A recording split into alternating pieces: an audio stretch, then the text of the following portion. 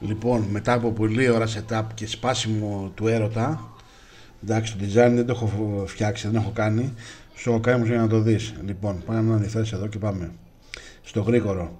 Κλικάρουμε τη φόρμα συμμετοχής εδώ. Βάζουμε όνομα μπουρου, επίθετο μπουρου, email παπάκι gg.com, ένα τηλέφωνο 777, βάζουμε το email και καλά, 777, επιλέγουμε φίλο, βάζω γυναίκα, αυτό είναι επιτυχία, είναι για τα bots, κάνουμε submit, το κουμπάκι μένει μαύρο, δεν αλλάζει γιατί είναι έτσι το χρώμα του. Λοιπόν, και πάμε μέσα και κλικάρουμε contact, πάμε όλα τα contact, συγγνώμη, όλα τα contact, το έχει πάρει να το πήρε.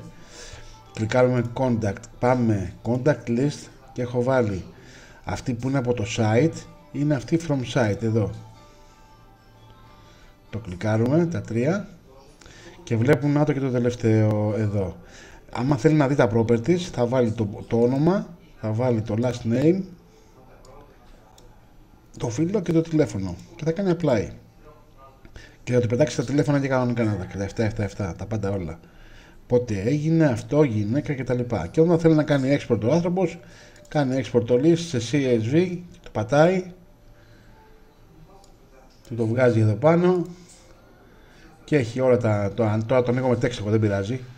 Στο γρήγορα τα έχει όλα σε σειρά. Βλέπεις email και λέει το email του, τον άντρα. Αυτό το κάνεις μετατροπή σε XLX και θα βγάζει όλα με τη σειρά και τον header εδώ πάνω. Αυτά.